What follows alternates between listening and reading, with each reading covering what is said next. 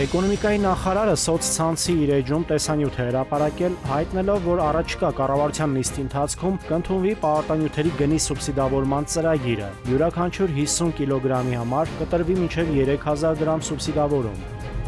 Գործող օրենքով ոսկու և թանկարժեք քարերի վաճառքը ազատված է ավելացված արժեքի հարկից, եթե վաճառվում է որպես հումքային ապրանք։ Դրանցից պատրաստի զարդեր ստեղծելու դեպքում վաճառքը ենթակա է ավելացված արժեքի հարկով հարկման։ Սա ըստ կառավարության էականորեն վնասում է մրցակցությանը գնային իմաստով և անհավասարություն է ստեղծում շուկայում, քանի որ շեմից ներքև գործողները շրջանառության հարկի համակարգում մի քանի անգամ ավելի ցածր հարկ են վճարում, քան շեմում գտնվողները։ Գործադիրն առաջարկում է օրենք ընդունել, որ ավելացված արժեքի հարկով հարկման բազան կամ հարկը կհաշվարկվեն ոչ թե արտադրողի կողմից նշանակված գնից ամբողջությամբ, այլ այդ գնի և տվյալ զարդի արտադրության համար օգտագործված ոսկու զանգվածի և թանկարժեք քարերի փաստաթղթավորված ծախսերի տարբերության չափով միայն։ Այն նոր արժեքի չափը, որը ստեղծվել է տվյալ արտադրողի մոտ, նվազեցնելով ոսկու և թանկարժեք քարերի գները։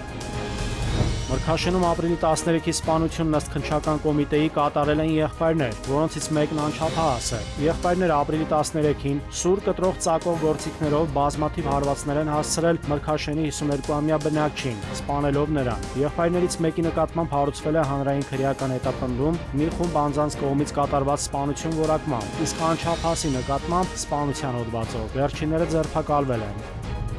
Իսակովի պողոտայում ընթանում են ճանապարհաշինական աշխատանքներ։ Ճանապարհային դեպարտամենտից տեղեկացնում են, որ ճանապարհի երկայնքով տեղադրվում է ասֆալտբետոնե նոր ծածկ։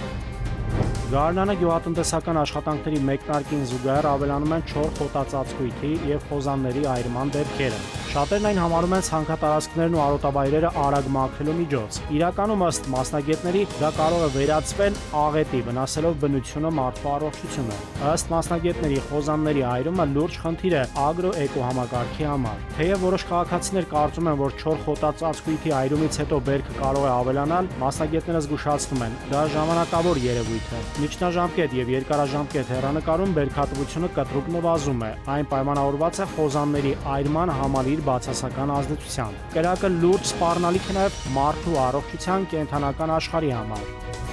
Խոսրովի անտառում տեսախցիկները ֆիքսել են գայլերի ոհմակին։ Շնազգի ընտանիքին պատկանող գիշատիչ կաթնասունները մեկ գիշերվա ընթացքում կարող են անցնել 50-ից 80 կիլոմետր տարածություն։ Նաիրի Մուրադյան, ժամը լրատվական։